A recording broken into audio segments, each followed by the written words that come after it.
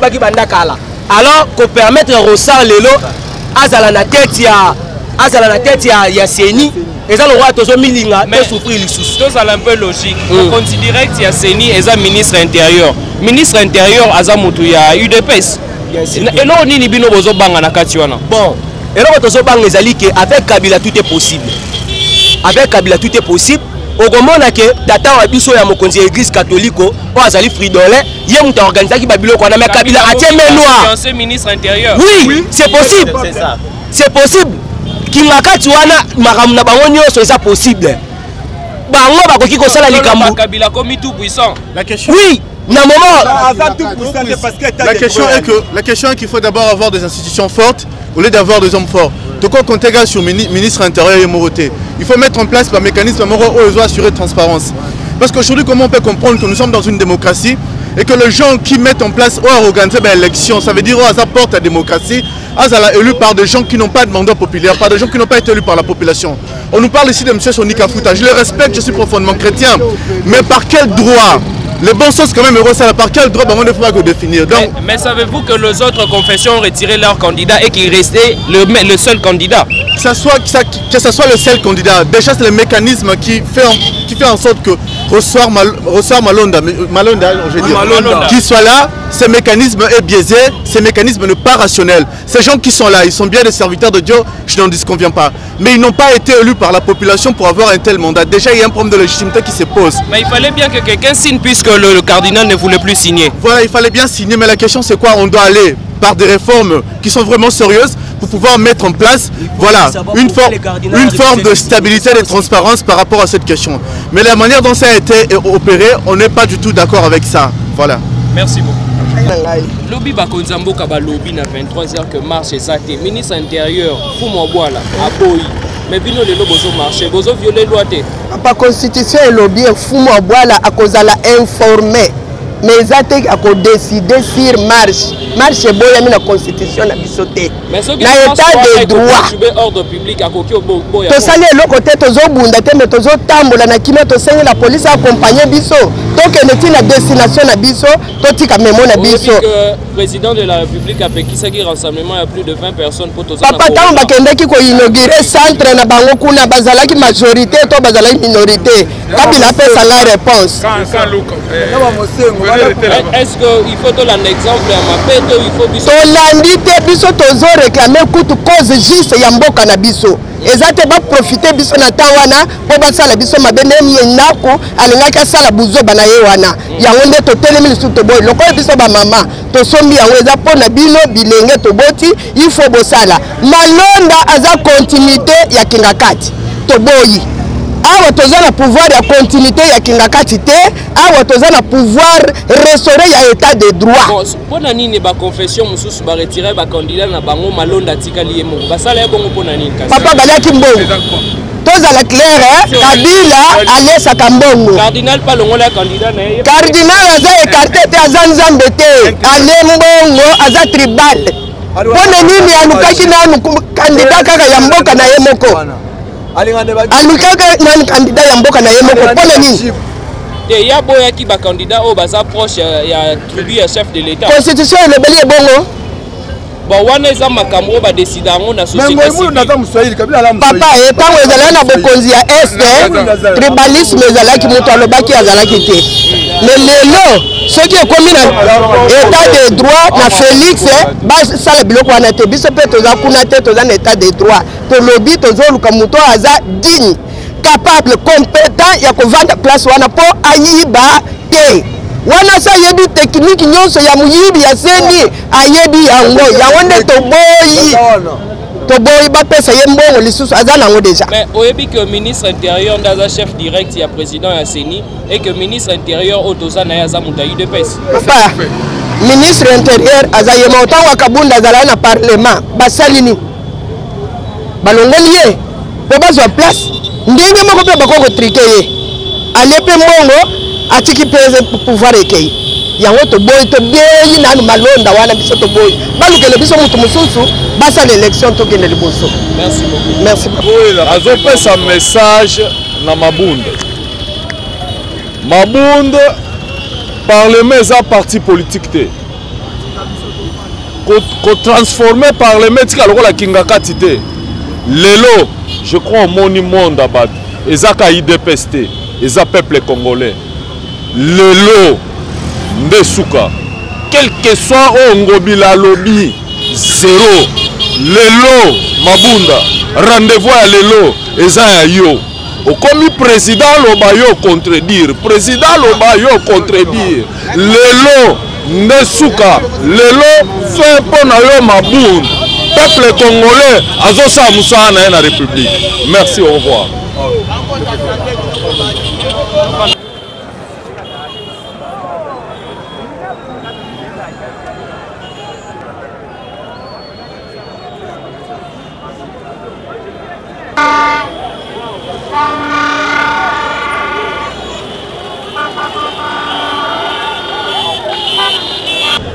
Bon, merci à Balani Nabiso non Sobala Nabiso na moment oyo ndebo remarquer toza awana siège à IDPS parce que la population est téléménaki ndenge baponaki mais c'est Rossard Malonda comme à la présidence CENI dans l'Assemblée nationale il y a une population bah c'est pas quitté et puis IDPS mobimba bazam contre candidature na ye na yango bayaki pour ça la mobagné la marche lelo malgré nyonso oyo elobamaki malgré nyonso oyo babaki te marche kozala te bakontinue boyi gouverneur de la ville aboyi mais population balobaki bakozala déterminé bakomarcher quelle que soit décision il y a gouverneur de la ville na yango bomoni toza awa population mobilisée basangani comme un seul homme pour que bamarcher kotelemela ndeko Malonda oyo baponi comme azala président ya CENI na mikolo ezoya yango toza awa na siège de pes ne bozo remarquer population tondi awa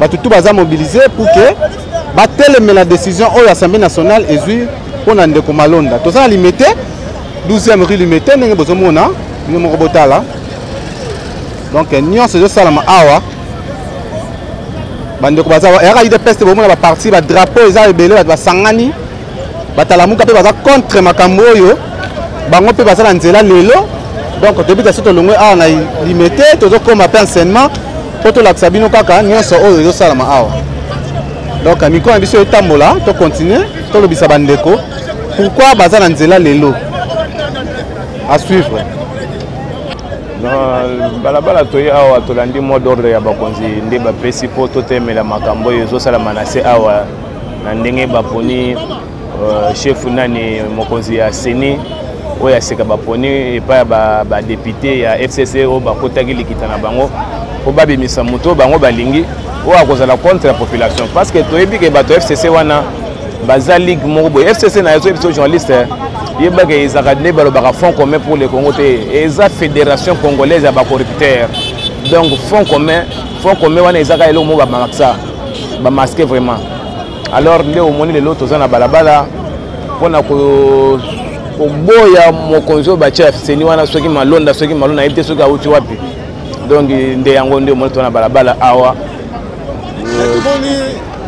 ba délégué ba konja IDPS ba inoko dans gouverneur de la ville a petit ça qui marche au sala maté dans un état d'urgence aux autres ça état d'urgence te mokonzi ah oui na yebi que aux journalistes otangi pena donc kitoko yebi eloko ba bengi vraiment donc souverain primaire souverain primaire et sa population donc ezala ni constitution ni donc population de azali likolo na yango biso to na posto marché poto yeba to gouverneur azamu to na bango yo bitele gouverneur azamu to na bango yo molema ka mozo sala te abimisaki akini bopeto yo mona bopeto na kisasa est-ce que ya kolinga bolama population akolinga te akoboya mais ça pour la raison wana te ou bien covid ebo mabiso ou soit bango babo babiso na assemblée kona totala bango faut que kobima ke kokufa na makambo ya bato basa bato mabe ba gouverneur ozotanga komona ekutu apesa ngankanda na makambo asala ya yumbi ayebi yango bien enja toni ngobila webi makambo na kitoko osala ngo osala ba congolais na yumbi alors ce que tema ba konzo ça marche te donc c'est à dire yo bana ba vivre kitoko biso na bana biso ba vivre mabe non mais c'est toza censé ko vivre kitoko na mboka wone bino bo vivre pe wana bolamu ya mboka biso pe to na poste pe to mona ngona kati ya mboka oyo to na ba contact to na ba cuivre to na ba diamant bon bino ba salé ba pesa bino boza ba matriculer bino ba Argentine ko bino na clan na bino ba to FCC wana boza matriculer ba futa na bino mboka l'état et puis boyi ba biso et puis boza contre population to pe na bossa ya bana biso pe ba vivre kitoko lokola bana bino bana biso ba vanda pe bien be dire bien parce que biso to sala masi fona bolamu na biso fona bolamu ya bana biso lobi avenir ya bana biso to sala to bundela ngo ala yo kete na makamwana o vanda o boya kelo biso to na baba to ko bima mbo ezambo na biso population de to vota président wa vandi wa za président na yo wana yo gouverneur Njatili Ngobila na yebiso mbala suka yebi makambo sa na yumbi ko bosa na teke makambo na bato bosa nango to ko marché et puis mutu na bino wana soki malonda ko malonda journaliste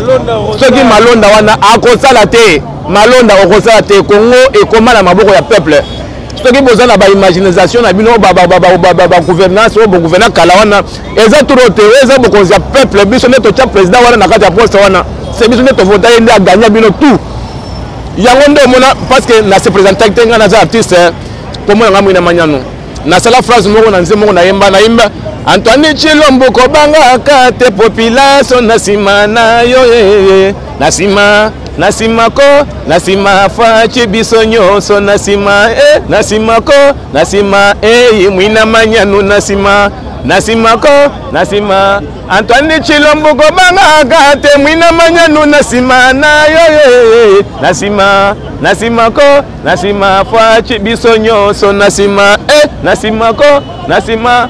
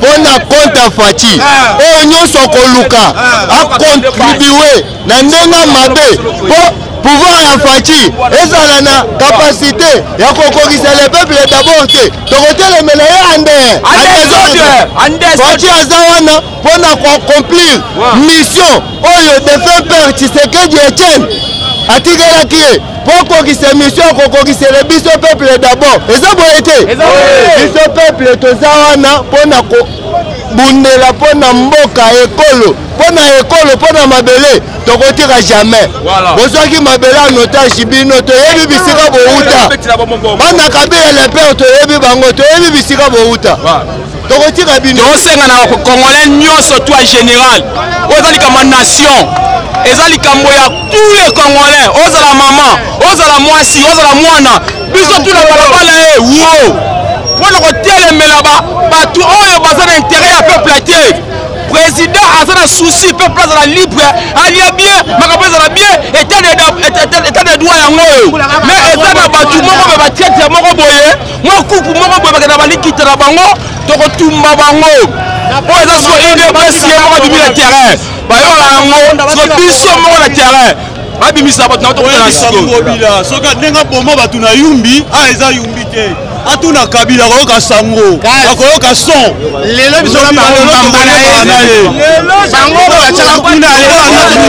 criminel aboma bato na yumbi akanisa aboma su biso lelo na Kinshasa akokutana na biso na nzela na ye kasi tumobila okende akokutana na biso soka tokokende na ndako na ye lelo ya sena libanda nyonso Janine Mabunda banda kota asalaki loko te na assemblée kiti na ye lelo libanda sena libanda doki parlement toboyi yango parce que tozo souffrir parlement et tozo voter loi moko ya bien te. Janine Mabunda libanda, Sénat libanda tozo kende marche. Lelo le peuple d'abord. Tokufa kuna lelo. Lelo le peuple d'abord. Bango bazo ouel la kinga kati d'abord. Biso lelo le peuple d'abord. Donc kinga kati d'abord na bango suki kuna donc lelo le peuple d'abord. Donc to bakisa boy. On a Gentini mi pesa respect. Gentini, oza na leçon moko ko kopesa biso peuple congolais te. Oza pe na leçon moko to kopesa biso na IDPS. Gentini, na yeba te siko za ma gouverneur ya solo, c'est pe ba nomayo, c'est pe ba photo na ba député provincial on na yeba te. Soko te tala la ville qui ça, tala ville qui tala pe to sali salité. Un gouverneur, la qui ça salité. Ministre intérieur Yoka Kondo. Respectez parole na yo. Boni yo, soko zo yambonga mboka ya pouvoir. Beba biso to soufa pour na IDPS. Na côté IDPS bana 2000 ans. IDPS na ye compenser ngate. So na zo bima na ndako na zo tabana campus tiko ya or que ça la marche. Na zo na transport na nga na mbongo na nga pour soutenir président Fati. Aza na pouvoir to battre la pouvoir na biso. Mais bino, bozo combattre Fati na battre FCC. Bozo combattre Fati, bozo sala buzoba pour na mboka. Boni teke dissolution ya parlement. Pe na bagiti Mosengo. Cardinal Mosengo, cardinal Mosengo na mbongo. Nazo tante bino agar. Mosengo yo finga kaka bila médiocre. Lelo yo na hôpital ya maman Olive que ndeko sala ni yo Mosengo. Soit disant cardinal, soit disant ancien cardinal. Na mbongo bino ko bozo kana Fati, bozo Fati mabe. Okuta na bino.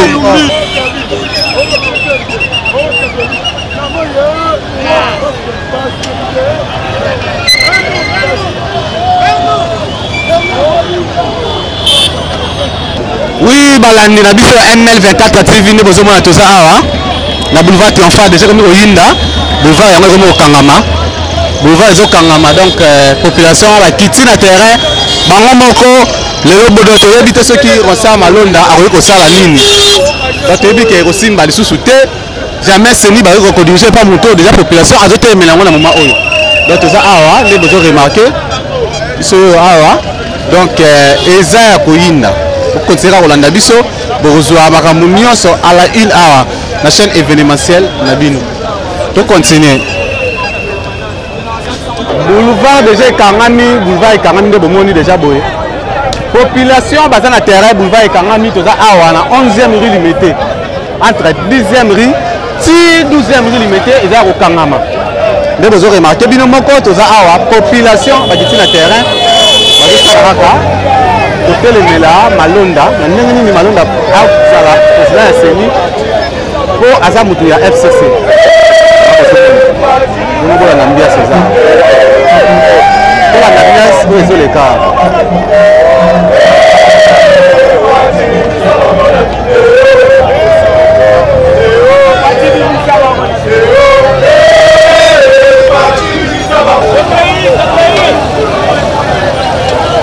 Donc, peuple a sangani comme un seul homme. À Télémi, pour la boy, pour la équipe. Vraiment de ce monde. A dit que ça, Malonda égal Corneille Nanga. La police a à pointe. Pour la police a arrêté. La police a encadré avec sa moussala. Des ordres des actes, bien vous avez remarqué. Ils ont la police nationale congolaise.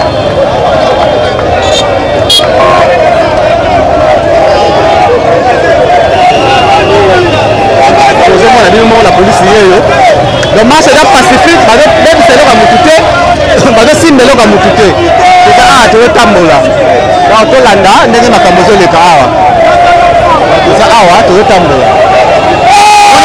MLC, dans MLC, la moussa il est bien, on va trouver solution.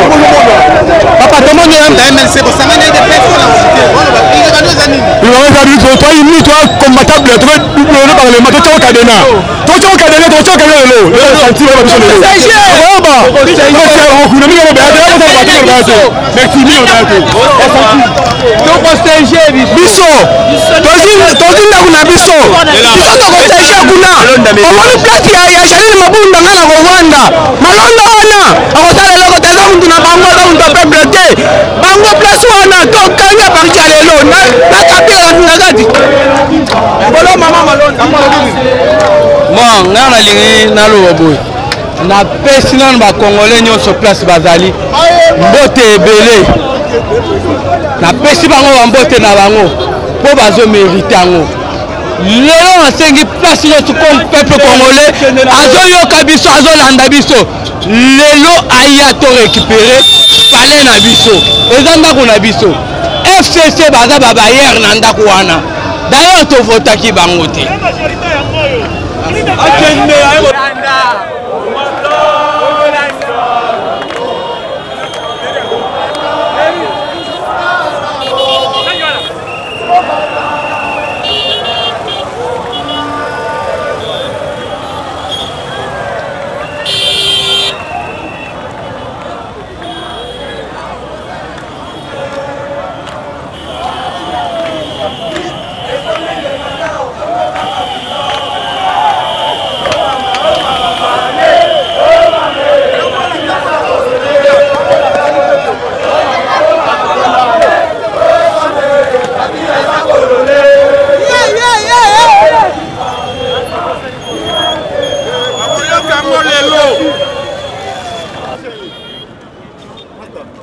YouTube.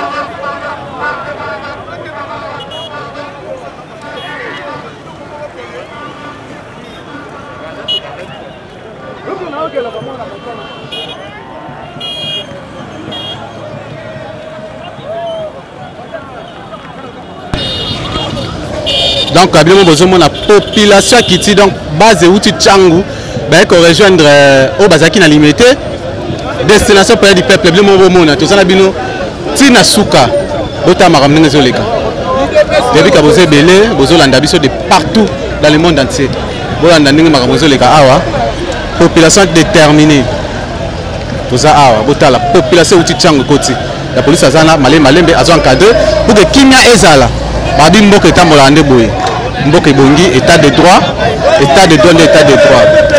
Le peuple d'abord.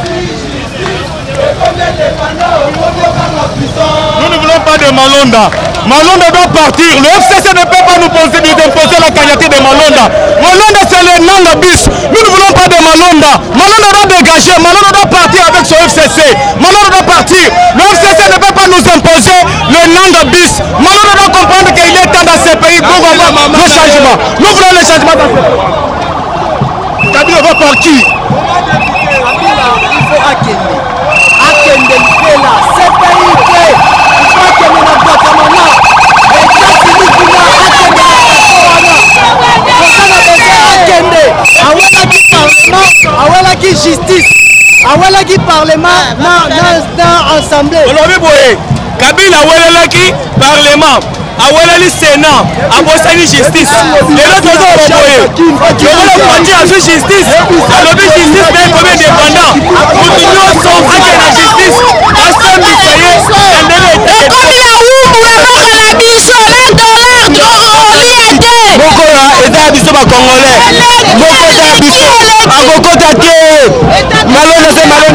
état de droit nde yango bakosisa. la pense tranquille. Base nde makambo.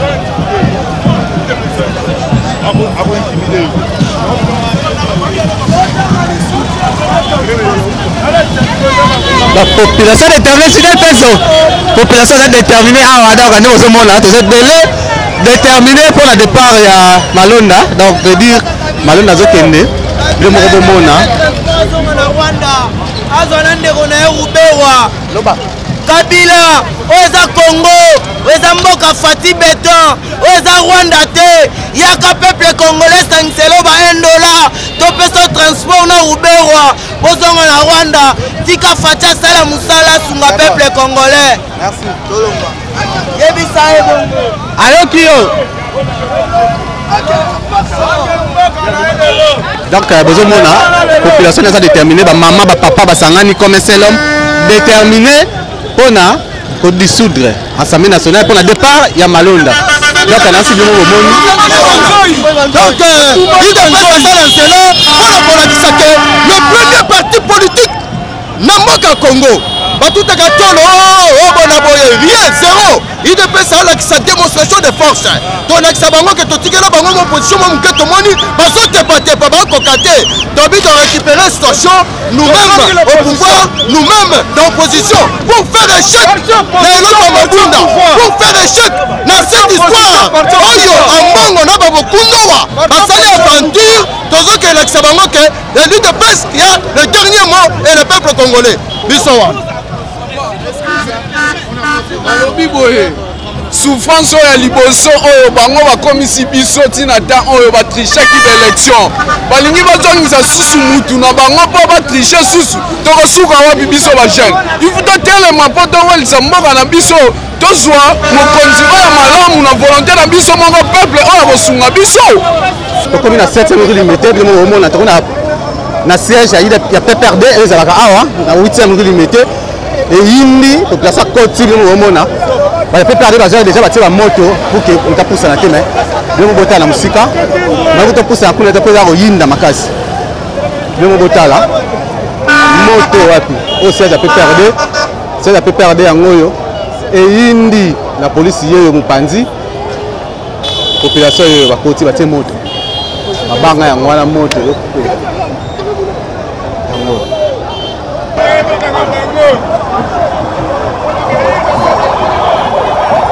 donc les gens yinda bien moment là tous les cas parce que la population va continuer la police va s'arrêter ça na ye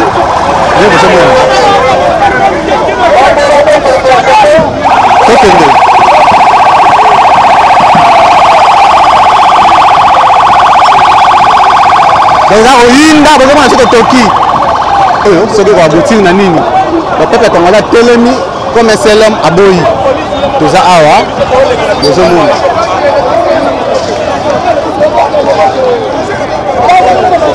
ok on va continuer au tambola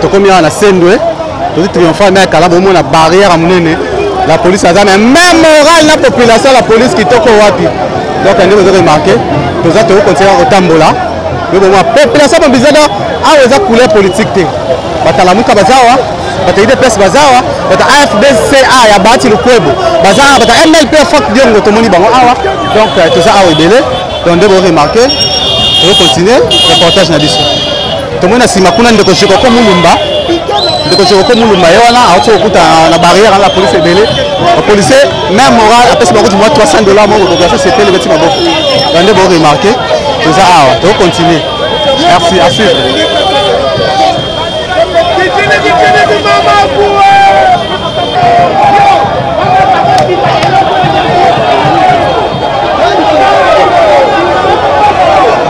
donc tout ça là la police bazar na PPRD ou ya sendwe de bâtiment la police sécurité zali mais même moral population za moralement la police ne besoin mona la police a ça musana pour à protéger l'île de PPRD tu vois siège à PPRD ba eba de mabebe ezali mais et le rezate population très disciplinée avec 7e rue à Pandi mais awa discipline ezali la police la population même morale ne besoin mona bino moko tout ça awa tout ça awa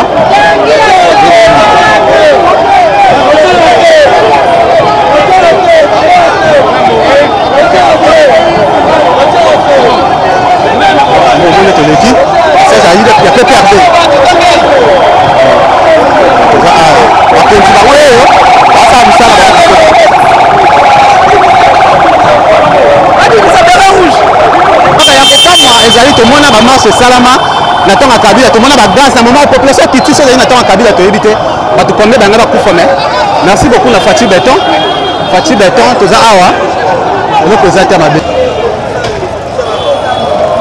bala pepe bala tati ma faire monto masima ngate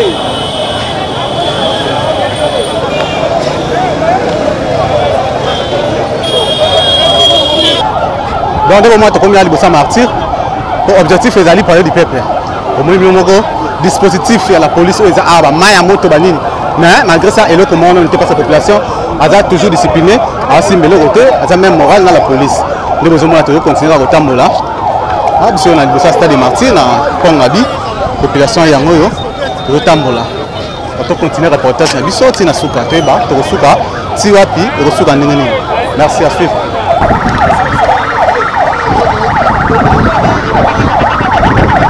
On continue à Tambola et le moins la police, la population. Donc, tout ça, au moins, la population est déterminée. À tout comme à triomphal, de ça, il y a stade de martyrs, il y a des peuples en musique, les besoins, il y a des peuples en Angola. Donc, le Tambola. Donc, la partie politique, Franck Diongo, il y a la Mouka, MLC, l'Union c'est Angola. Triomphal, tu relaxes bien, bon, ma peste comme tu continues.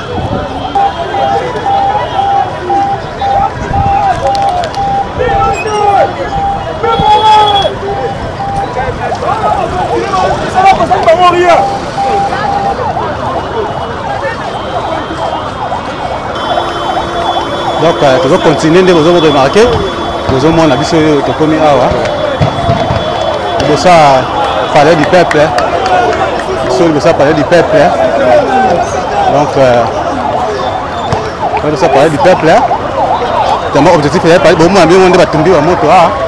Pina et Tumbami. Donc, nous sommes à la police a ma casse, il y a parler du peuple. On va me soucier de parler du peuple. Et donc, ça qui m'est allé au Mona. Nous sommes qui m'est allé à la police. Ana ma ba gaz zo betama déjà so saka ba gaz zo betama ndebo zo remarquer population comme ozonga ba gaz zo betama donc c'est na tolonga to po misu le ko dia ko so donc ndebo zo mona